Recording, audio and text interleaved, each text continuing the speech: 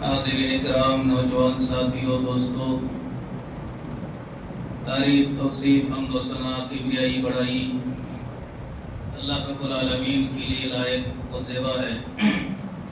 درود و سلام و آخر نبی جناب محمد رسول اللہ صلی اللہ علیہ وسلم پر اللہم صلی علیہ، اللہم بارک علیہ۔ معزز حاضرین،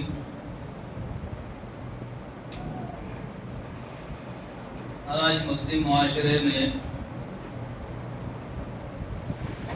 بہت ساری برائیاں جہاں ایسی ہیں جنہیں لوگ اچھائیاں سمجھ کر رہے ہیں، بہت ساری بدعتیں، خرافات ایسی ہیں جنہیں لوگ دین اور سنت سمجھ کر رہے ہیں۔ وہی دوسری طرف ایک بہت بڑی عقیدے کی برائی ہے، بدعقیدگی ہے، جسے لوگ خیر سمجھ کر، بہتر سمجھ کر انجام دے رہے ہیں، جسے ہم جادو کہتے ہیں۔ جادوگروں کے پاس جانا، علاج و معالجہ کرانا اور طرح طرح کی عقیدتیں ان سے وابستہ رکھنا آج مسلمانوں کا شیوا بن چکا ہے۔ اس چیز کو مسلمان آج برا ہی نہیں مان رہے ہیں۔ اسی موضوع کے تعلق سے بہت چند بنیادی باتیں بہت ہی مختصر انداز میں پیش کرنے کی کوشش کروں گا۔ اللہ کی ذات سے امید ہے کہ اللہ رب العالمین ہمیں اسلام کی تعلیمات کو مکمل طور پر سمجھ کر عمل کرنے کی توفیق عطا فرمائے۔ لفظ جادو ہم اردو میں کہتے ہیں، عربی میں جائیں گے اس کے لیے لفظ سحر آتا ہے۔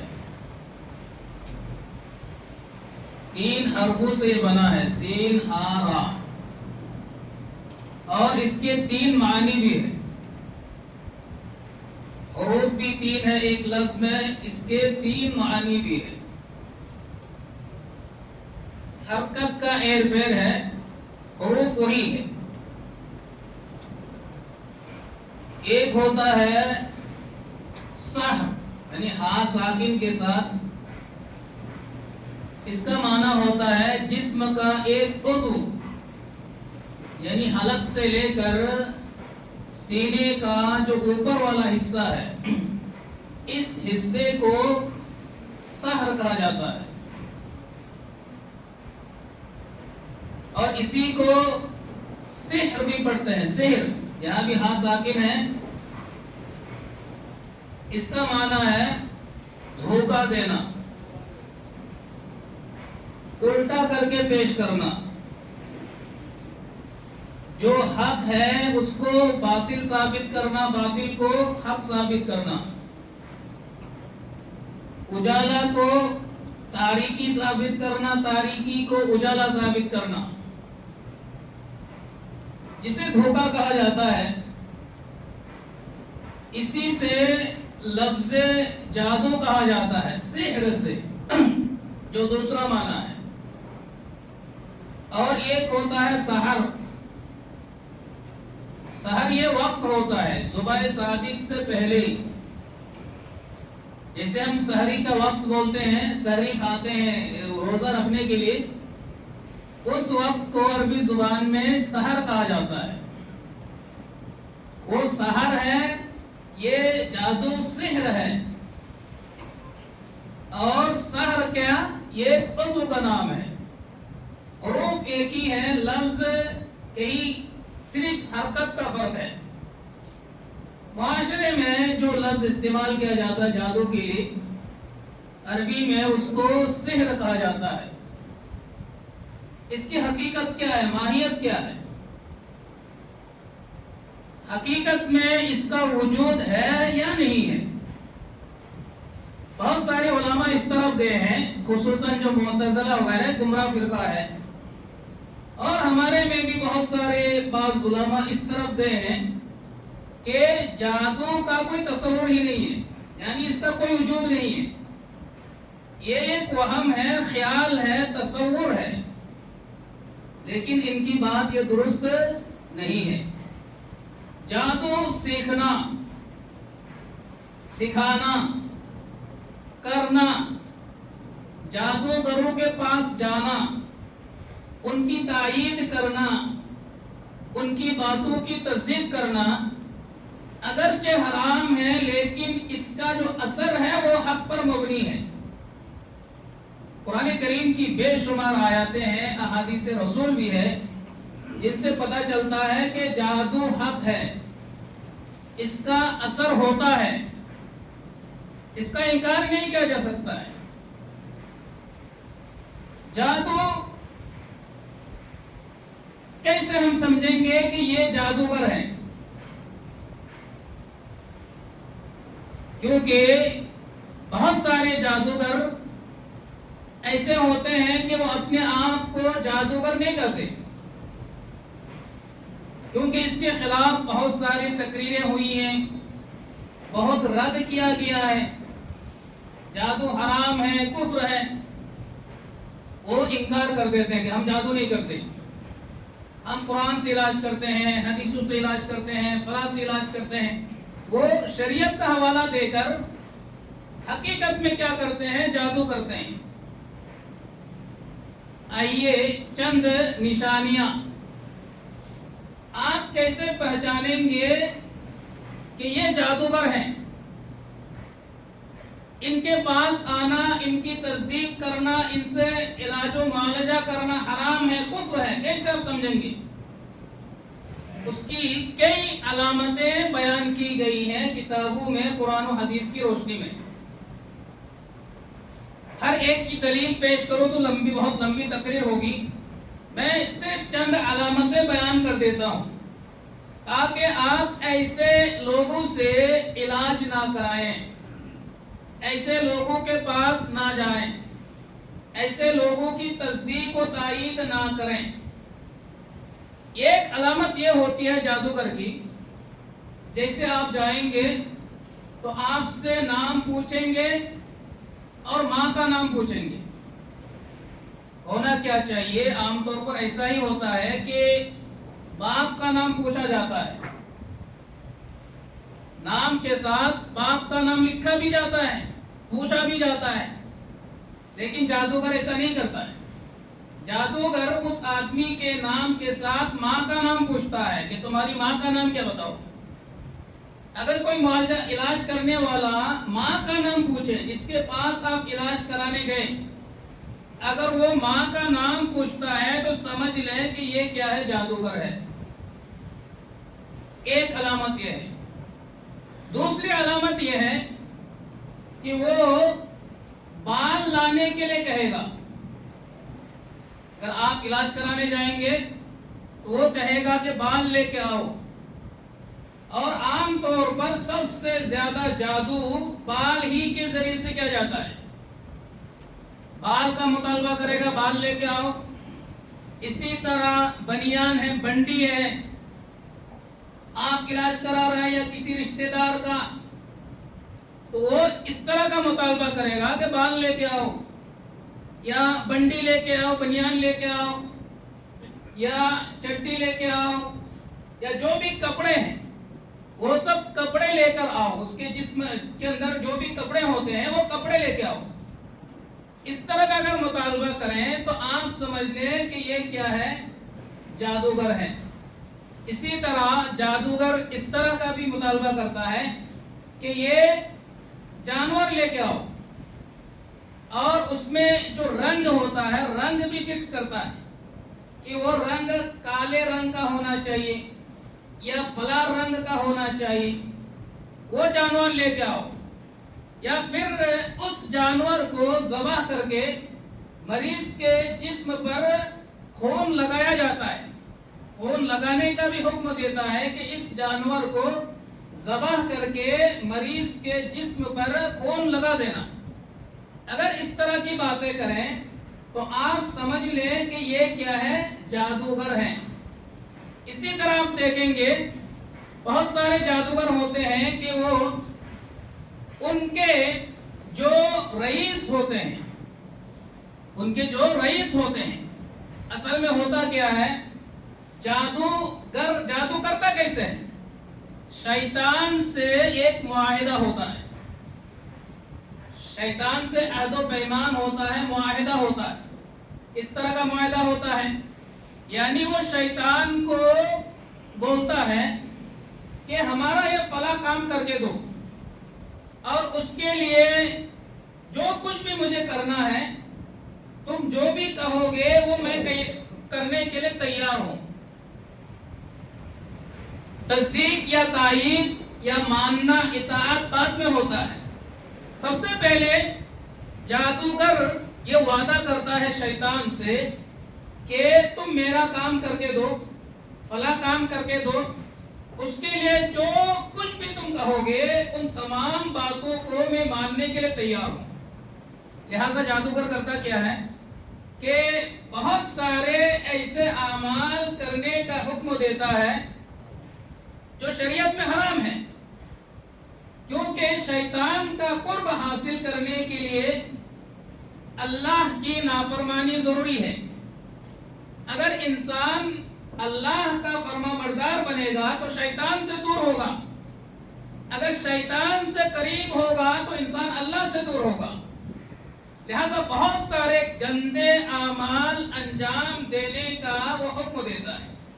مثال کے طور پر کہتا ہے کہ حیض کے خون سے قرآن کو لکھو، یا قرآن کو پیر سے روندو، یا قرآن کو بیت الخلاء میں ڈالو، یا اپنی مال کے ساتھ زنا کرو، یا اپنی صغیر بہن کے ساتھ کیا کرو؟ زنا کرو، یا بلا وضو کے نماز پڑھو، یا جنابت کی حالت میں نماز پڑھو. اس طرح کے جو حرام کام ہیں، اور بھی بہت ساری مثالیں ہیں جو حرام کام ہیں، ان کاموں کو کرنے کا وہ حکم دیتا ہے. یہ جادوگر کرتا ہے، شیطان سے کام لینے کے لیے یہ جادوگر کرتا ہے. جب اس سے قربت حاصل ہو جاتی ہے، بالکل قربت حاصل ہو جاتی ہے، جب شیطان یہ دیکھتا ہے کہ اب یہ میرا ہو گیا ہے، یہ اب اللہ کا نہیں رہا، رسول کا نہیں رہا، اب اس کے دل میں توحید نہیں ہے، اب اس کے دل میں سنت رسول کی محبت نہیں ہے، اب اس کے دل میں صرف حرام کام ہی اس سے انجام پا سکتا ہے، شریعت کا کوئی کام اس سے نہیں ہو سکتا ہے. جب اس درجے تک انسان یا جادوگر پہنچ جاتا ہے تو شیطان کی قربت حاصل ہوتی ہے. پھر شیطان کی مدد سے وہ کوئی بھی کام لیتا ہے، شیطان کی مدد سے. اب یہ شیطان کو یہ اختیارات کہاں سے ملے؟ ایک عام انسان اس میں مشکوک ہو جاتا ہے. جادو کا جو اثر ہوتا ہے وہ شیطان کی مدد سے یہ جادوگر کرتا ہے. اب شیطان کو یہ اختیارات دینے والا کون ہے؟ یہ اختیارات دینے والا بھی اللہ کی ذات ہے، اور اللہ نے یہ آگاہ کیا شروع میں. اللہ کا نظام ہے، اللہ کا نظام سمجھیے. اللہ نے شروع میں اعلان کر دیا، اور شیطان نے یہ مہلت لی اللہ رب العالمین سے. جب سجدہ اس نے نہیں کیا تھا، وہ بہت لمبی تاریخ ہے، تو اس نے اللہ نے اپنے دربار سے نکال دیا. فَاخْرُجْ مِنْهَا فَإِنَّكَ رَجِيمٌ. تو شیطان نے کہا تھا ٹھیک ہے میں نکل رہا ہوں، میں تیرے بندے کو گمراہ کرتا رہوں گا، گمراہ کر کے چھوڑوں گا. اللہ رب العالمین نے اجازت دی، ٹھیک ہے تجھے میں اختیار دیتا ہوں، تیرے ہاتھ میں گمراہ کرنے کے اختیارات میں نے عطا کیا. الا عبادک منہم المخلصین. لیکن میرے جو نیک بندے ہیں، جو موحد ہیں، جو توحید کو ماننے والے ہیں، جو صرف میری عبادت کرنے والے ہیں، جو رسول کی راہ پر چلنے والے ہیں، جو اطاعت رسول کو صرف اطاعت کو مانتے ہیں ایسے لوگوں پر تیرا کوئی اثر نہیں ہوگا، ایسے لوگوں پر تیری کوئی گمراہی ثابت نہیں ہوگی، ایسے لوگوں کو تو گمراہ کر ہی نہیں سکتا ہے۔ آپ شروع سے سمجھیں یہ اللہ کا نظام ہے۔ شیطان نے مہلت مانگی گمراہ کرنے کی، اللہ نے مہلت دے دی، اور لوگوں کو اللہ تعالیٰ نے آگاہ بھی کر دیا کہ شیطان تمہیں گمراہ کرتا رہے گا اور میں نے یہ اختیارات دے رکھے ہیں، لیکن تم ان شیطانوں کے مکر و فریب میں تم مت آنا، ان شیطانی کاموں میں مت آنا، شیطان کے جالوں میں تم پھنسنا نہیں۔ اللہ رب العالمین نے ساری تفصیلات قرآن و حدیث کے اندر بیان فرما دی ہے۔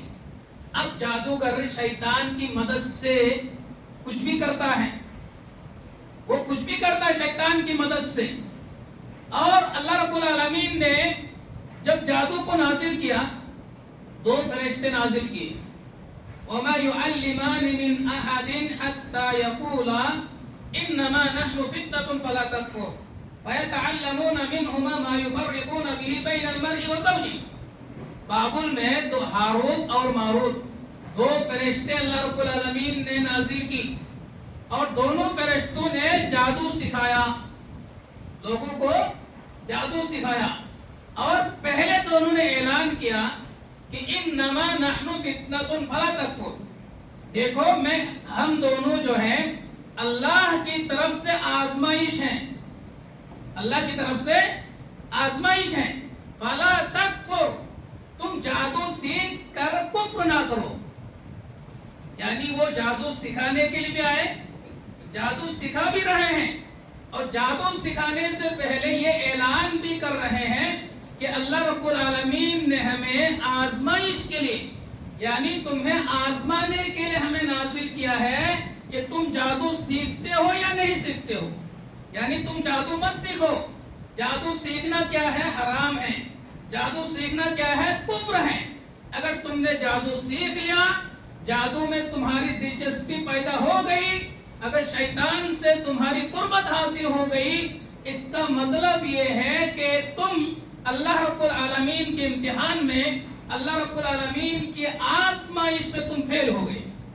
تو یہ سمجھ لیں کہ یہ ایک آزمائش ہے، جادو کا اثر تو ہے، جادو کا اثر ہے، یہ اثر پیدا کرنے والی ذات کون ہے؟ اللہ رب العالمین ہے، اللہ رب العالمین ہی ہے، لیکن اللہ رب العالمین نے اس اثر کے قریب جانے سے منع کیا، اس کو حرام کیا، اور اس میں امتحان اور آزمائش اللہ رب العالمین نے رکھی کہ مومن مسلمان اس عمل کو کرتے ہیں یا نہیں کرتے ہیں۔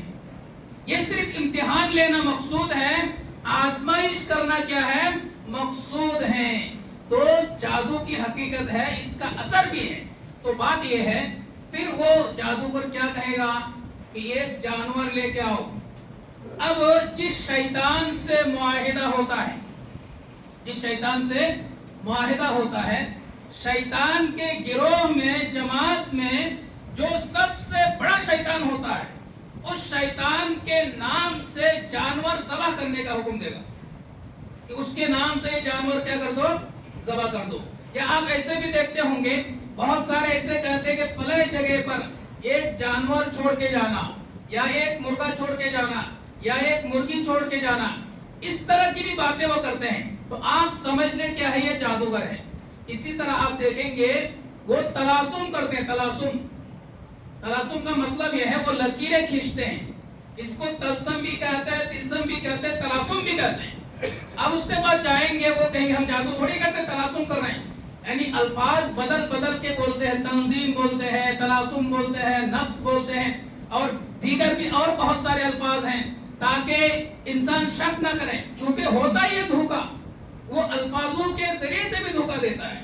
تلاسم کا مطلب یہ ہے کہ وہ لکیریں کھینچے گا، دائیں بائیں الٹے سیدھے ادھر ادھر کر کے وہ لکیریں کھینچتا ہے، تو اس عمل کو تلاسم کہا جاتا ہے۔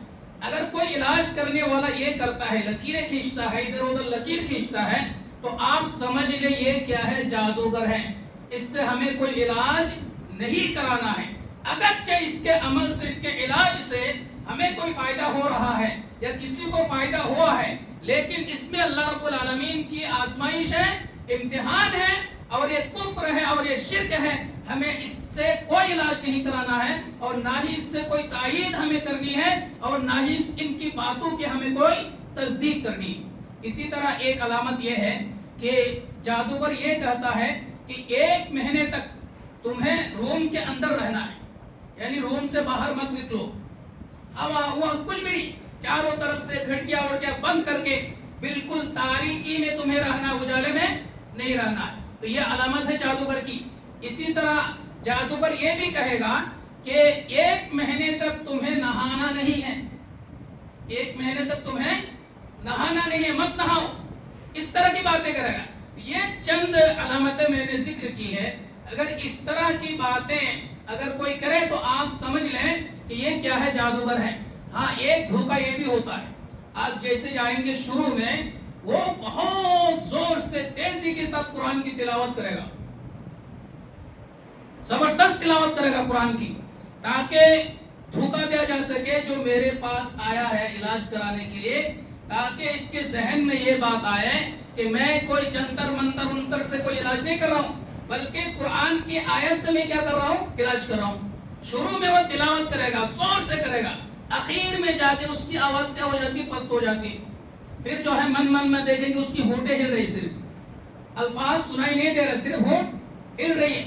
جہاں اس کی آواز پست ہو رہی ہے وہیں پہ وہ منتر پڑھ رہا ہے، وہی منتر پڑھ رہا ہے، لیکن ایک عام آدمی سمجھ نہیں پاتا ہے. تو اس طرح کے اگر آپ نے دیکھا کہ شروع میں تو قرآن کی تلاوت کر رہا تھا اور بہت زور سے کر رہا تھا، بیچ میں جا کے آواز اس نے ہلکی کر دی، اخیر میں جا کے آواز کیا کر دی، ہلکی کر دی، آپ سمجھ لیں یہ کیا ہے، جادوگر ہے. اس سے ہمیں کوئی علاج نہیں کرانا ہے، اور اس کے پاس ہمیں آنا بھی نہیں ہے، اور اس کی تصدیق بھی ہمیں نہیں کرنی ہے. تو یہ چند علامتیں ہیں. ایک بات یہ بھی ہے کہ بہت سارے لوگ ایسے ہی مشکوک ہو جاتے ہیں، بہت سارے لوگ ایسے ہی مشکوک ہو جاتے ہیں کہ ہمارے اوپر جادو ہوا، ہمارے بچے کے اوپر جادو ہو گئے، بیٹے کے اوپر جادو ہو گیا، پوتے کے اوپر جادو ہو گیا، گھر میں جادو کے اثرات ہیں، آسیب کے اثرات ہیں. اس طرح کی باتیں ہوتی کہ نہیں ہوتی؟ بہت سارے لوگ اس طرح کی باتیں کرتے ہیں. حقیقت میں کیا ہے، جادو کا اثر ہے ہی نہیں. آپ نے کیسے سمجھا کہ آپ پر یا آپ کے بچے پر یا آپ کے گھر کے کسی فرد پر جادو ہوا ہے، یہ آپ کو کیسے سمجھ میں آیا؟ اس کی بھی چند علامتیں قرآن و حدیث میں بیان کی گئی ہے کہ ہم کیسے سمجھ سکتے ہیں کہ ہمارے اوپر یا کسی کے اوپر جادو کا اثر ہوا. پہلی علامت یہ ہے کہ انسان اللہ کے ذکر سے بہت دور ہو جاتا ہے. مان لیجئے کوئی آدمی تھا، بہت عبادت گزار تھا، نمازی آدمی تھا، روزے کا پابند تھا، قرآن کی تلاوت کرتا تھا، تسبیح و تحلیل میں مصروف رہتا تھا، مسجدوں سے لگاؤ تھا. اچانک کیا ہو گیا، وہ اللہ کی عبادت کرنے سے اس کے دل میں نفرت آ گئی، اللہ کے ذکر سے بہت دور ہو گیا، نماز پڑھنے کا، روزے رکھنے کا، تسبیح و تحلیل کرنے کا اس کو دل ہی نہیں کرتا. اگر اس طرح کی علامت کسی کے اندر پائی جاتی ہے تو یہ جادو اس پر ہونے کی ایک علامت ہے. یہ جادو کی کیا ہے، علامت ہے کہ اچانک ایک نیک آدمی بالکل دور ہو گیا، اللہ کی عبادتوں سے پہلے اس سے عبادت کرتا تھا لیکن اچانک دور ہو گیا اور عبادتوں میں کوئی دل ہی نہیں لگ رہا. تو آپ سمجھ لیں ہو سکتا ہے اس پر جادو کا اثر ہے، امکان ہے. اسی طرح دیکھیں دوسری علامت یہ ہے کہ انسان بہت ہی ڈراؤنی خواب دیکھیں، یعنی خواب میں بہت ہی برا خواب دیکھیں، ڈر جائے، خواب میں چلائیں، چیخیں، بار بار چیخیں چلائیں، پوری رات اس کو نیند نہ آئے. اس طرح کا اگر بار بار خواب دیکھتا ہے، ڈراؤنی خواب دیکھتا ہے، گھبرا جاتا ہے، مایوسی چھا جاتی ہے، آپ سمجھ لیں کہ یہ جادو کی علامت ہو سکتی، 100% نہیں، ہو سکتی ہے اس پر جادو کا اثر ہو یا کسی نے جادو کیا ہو. اسی طرح جادو کی ایک علامت یہ ہے کہ انسان کو شدید سر کا درد ہو. بہت زیادہ.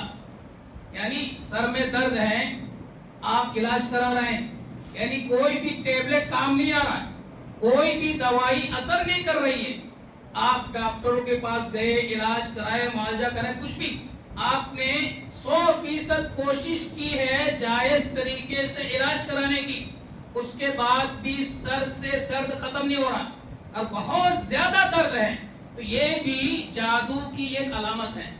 سمجھتے ہو سکتا ہے کہ اس آدمی پر کیا ہوا ہے, جادو ہوا ہے, جادو کا اس پر کیا ہے, اثر ہے. اسی طرح بلا وجہ انسان اختلاف کرے, جیسے میاں بیوی میں, یعنی اختلاف کے بھی اسباب ہوتے ہیں, کوئی وجہ ہوتی ہے, بلا وجہ لڑ گئے دونوں, کوئی وجہ نہیں ہے, دونوں آپس میں لڑ گئے اور پوری طرح لڑ گئے بلا وجہ, ہمیشہ لڑتے رہے, تو یہ بھی کیا ہے, جادو کی ایک علامت ہے. اسی طرح شدید غصہ آنا, انسان کو غصہ کب آتا ہے, کوئی وجہ ہوتی, بلا وجہ کسی کو غصہ تھوڑی آتا ہے, یعنی بلا وجہ کسی کو غصہ آ گیا اور وہ لال پیلا ہو جاتا ہے غصے کے بارے, اور غصے پر اس کو کنٹرول بھی نہیں ہے, تو آپ سمجھ لیں کہ ہو سکتا ہے اس پر جادو کا اثر ہے. اسی طرح شدید نسیان, یعنی بری طرح بھول جائے, اس نے کھانا کھایا کہ نہیں کھایا اس کو پتا نہیں, وہ پتا نہیں پاتا کھانا کھایا کہ نہیں کھایا, نہایا کہ نہیں نہایا, کوئی کام ہوا یا نہیں ہوا, وہ پتا نہیں سکتا ہے. اس طرح کا اگر نسیان کسی پر آ جائے, شدید نسیان, کچھ بھی خیال نہ ہو, تو یہ بھی کیا ہے, جادو کی ایک علامت ہے. اسی طرح جادو کی ایک علامت یہ بھی ہوتی ہے کہ انسان ایک جگہ پر بیٹھتا نہیں ہے, کبھی یہاں کبھی وہاں کبھی وہاں کبھی وہاں, یعنی اس کو سکون نہیں ملتا, چین نہیں ملتا ہے, وہ دیکھنے ہی سے پتا چلتا تھا, ہمیشہ بے قراری کے حالت میں ہوتا ہے, ادھر ادھر بھاگتا رہتا, کہیں بھی سکون سے بیٹھتا نہیں ہے. پہلے ایسا نہیں تھا, پہلے ایسا نہیں تھا, اب ایسا ہو رہا ہے, تو آپ سمجھ لے ہو سکتا ہے اس پر جادو کا اثر ہوا ہے. اسی طرح آنکھوں کا اوپر چڑھ جانا, بعض آنکھیں سے اوپر چڑھ جاتے, نیچے کی طرف پلک جھپکتی نہیں, یہ بھی جادو کی کیا ہوتی ہے, علامت ہوتی ہے, ہو سکتا ہے اس پر جادو کا اثر ہوا ہے. اسی طرح رنگ کا بدل جانا, آپ گورے ہیں اچانک کالے ہو گئے, چہرہ کالا ہو گیا یا پیلا ہو گیا, یا آپ جس رنگ کے ہیں وہ رنگ بدل گیا اچانک, تو یہ بھی کیا ہے, جادو کی یہ علامت ہے. اس طرح کے اور علامتیں ہیں, چند علامتیں میں نے ذکر کی ہے. اگر یہ علامتیں پائی جائیں, اگر یہ علامتیں پائی جائیں تو آپ سمجھیں کہ ہو سکتا ہے اس پر کسی نے جادو کیا ہے. اب مان لیں کہ جادو ہو گیا, اب اس کا حل کیا ہے, اس کا حل کیا ہے, یعنی جادو کا علاج جادو سے کرنا حرام ہے. نہا رسول اللہ صلی اللہ علیہ وسلم النشرہ, نشرہ کہا جاتا ہے کہ جادو کا علاج جادو سے کرنا. جادو حقیقت, اس کا اثر بھی حقیقت ہے, لیکن علاج آپ جادو سے نہیں کر سکتے.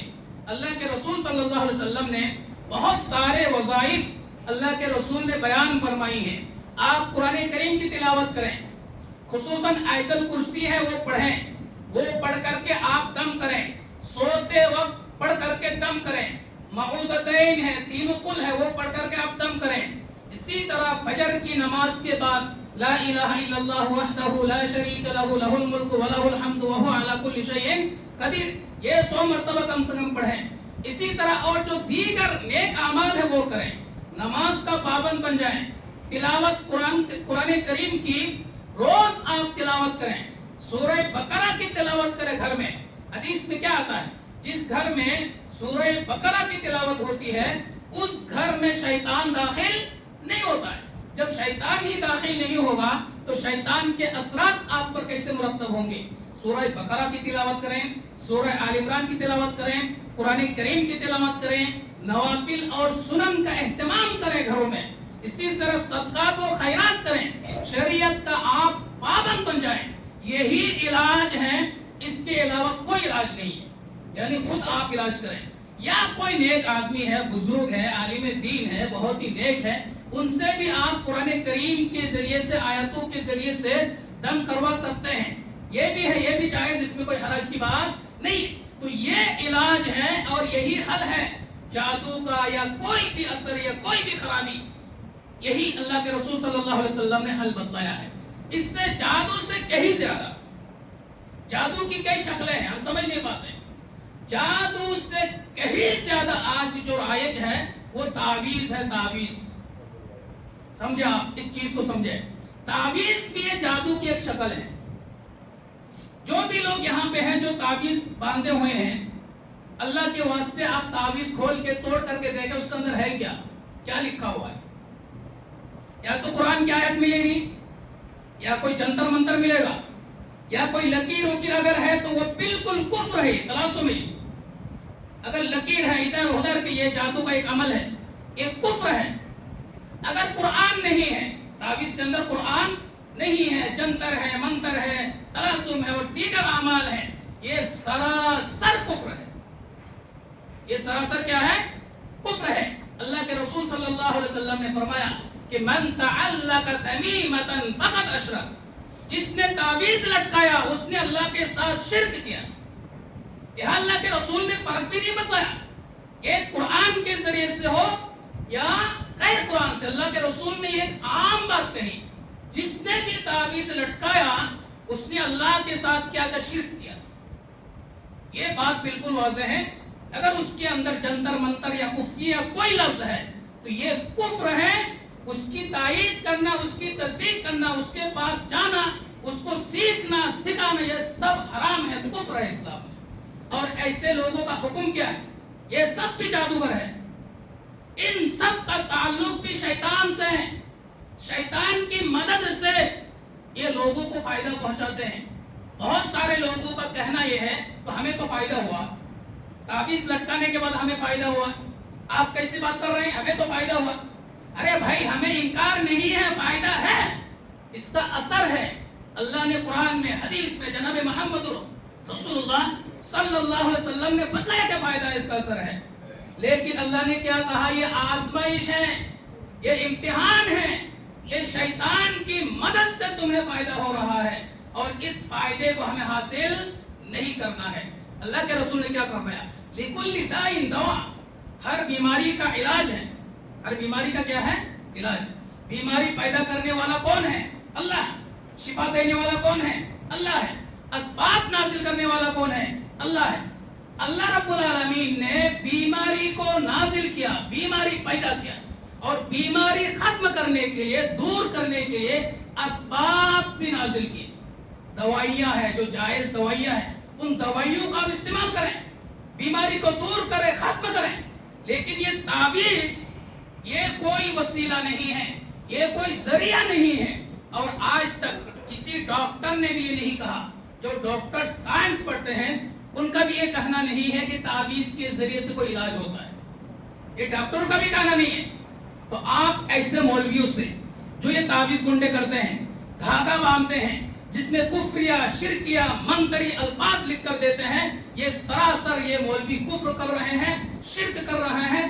ایسے مولویوں کا بائیکاٹ ہونا چاہیے. ایسے لوگوں کی تائید و تصدیق بالکل نہیں ہونا چاہیے. اگر آپ تائید کرتے ہیں، تصدیق کرتے ہیں، ان کے پیچھے چلتے ہیں تو آپ بھی کفر میں شامل ہیں. اللہ کے رسول صلی اللہ علیہ وسلم نے فرمایا کہ من اتی عرافا او کاہنا فصدقه بما يقول فقد کفر بما انزل علی محمد صلی اللہ علیہ وسلم. کہ جس نے بھی عراف کے پاس آیا، کاہن کے پاس آیا، یہ عراف کاہن کیا ہے؟ سب جادوگر ہیں. فصدقه بما يقول، اور وہ تصدیق کرتا ہے جو کچھ وہ کہتا ہے. فقد کفر بما انزل علی محمد، تو اس نے اللہ کے رسول صلی اللہ علیہ وسلم پر نازل شدہ کتاب کا انکار کیا، کفر کیا. یعنی وہ قرآن کریم کا انکار کیا، حدیث رسول کا انکار کیا، کفر کیا اللہ کے ساتھ، رسول کے ساتھ، قرآن کے ساتھ، حدیث کے ساتھ اس نے کیا کہ کفر کیا. تو ایسے لوگوں سے آپ ہوشیار رہیں، بائیکاٹ کریں ایسے لوگوں کو. ہاں اگر وہ نہیں ہے، کفریہ لفظ نہیں مان لے، تعویذ کے اندر کفریہ لفظ نہیں ہے، قرآن کی کوئی آیت ہے پھر بھی حرام ہے. اللہ کے رسول نے کیا؟ نہیں کیا. صحابہ کرام نے کیا؟ نہیں کیا. بعض دلیل آثار صحابہ کرام کے حوالے سے دیتے ہیں، وہ سب ضعیف ہے. اگر صحیح بھی ہے تو اس تعویذ کے معنی میں نہیں ہے.